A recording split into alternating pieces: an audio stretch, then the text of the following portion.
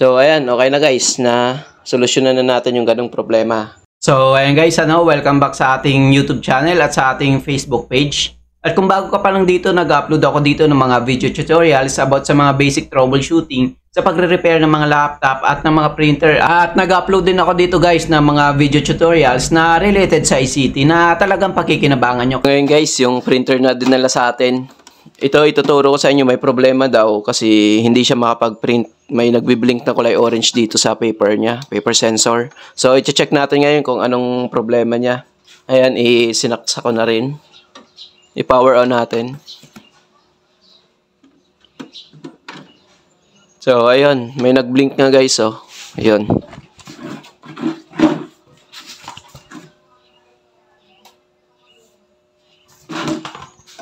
Ayan.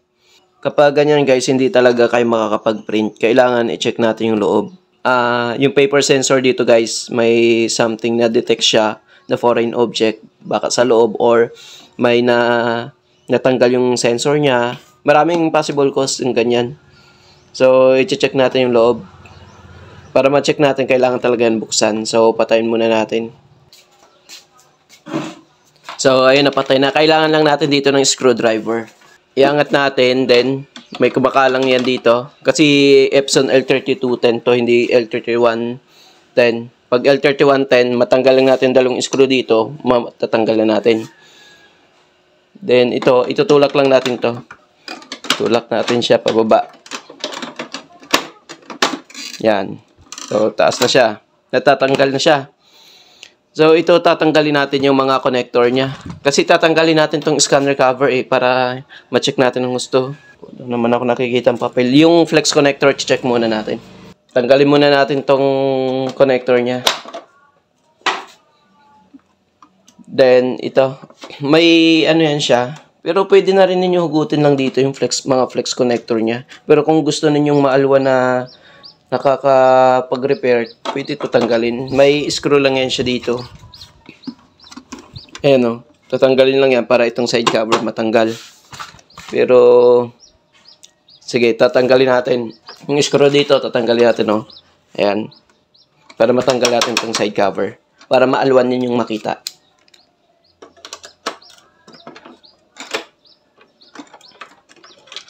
So, ito na siya. Ayan.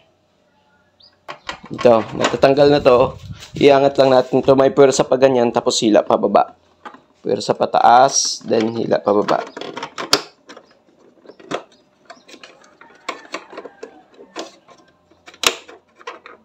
Ay, may ano.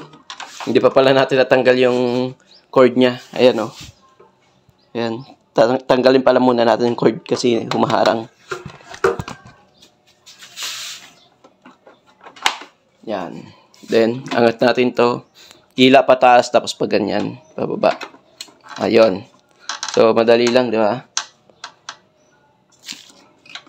Tapos, tanggalin na natin to. So, nakadikit lang to eh.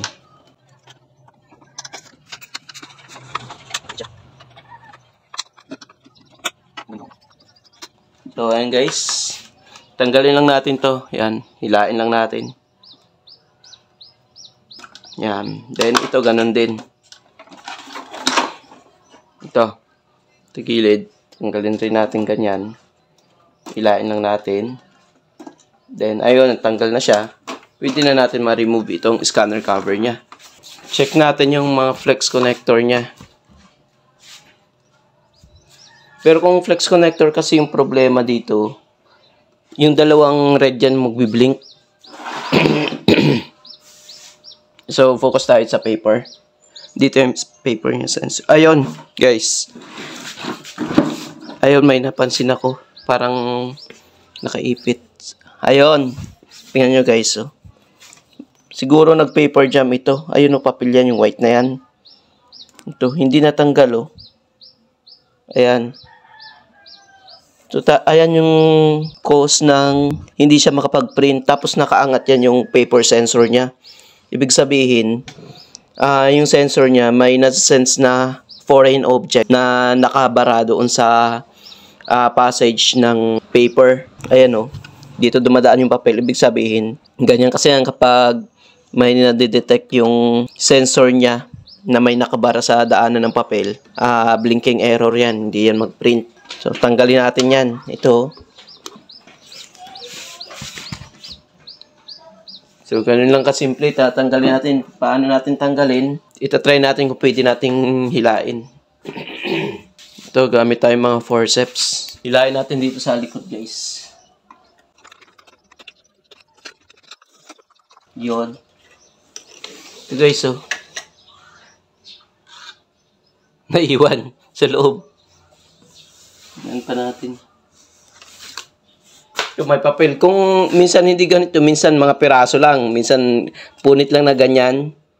Yan, mga punit lang na ganito guys. Sumisingit doon sa daanan ng papel. Hindi na kayo makapag-print niyan. Babara at babara yung papel kapag dumaan doon sa dito sa ruler niya. Babara na siya. Kahit maliit lang, kahit mga thumbtacks lang or mga bigas, kapag bumara dyan sa dinadaanan ng papel, pag nagpiprint tayo, kakalang yan dyan sa ruler, hindi makapenetrate yung papel makalabas dito, banda. Kaya, blinking error ang magiging result nun, hindi tayo makakapag-print, problema. Kailangan baklasin. I-blower, yan, para tumalisik. Kung hindi natin makuha or hindi natin makita, yung ibang nagre-remedyo dyan, binublower na malakas para magtalisikan. Malinis yung dinadaanan ng papel sa pag-print. So, i-check na natin ngayon kung okay na. Hindi na natin i-assemble muna ng buo. Sige, balik natin ito. Ibalik natin yung connector niya kasi kung hindi natin maibalik yung iba, magbiblink na naman yan. Hindi na rin kayo malilito sa pagbalik nito guys kasi sila lang naman yung connector dyan. Yan. Hindi na muna natin ibabalik. Ita-try natin i-on kung okay na. So, ibabalik ko yung kanyang cord. Hindi ko na tinanggal ng gusto yung cover guys. Ibalik ko lang yung yan. Para mai-pwesto natin yung power cord niya.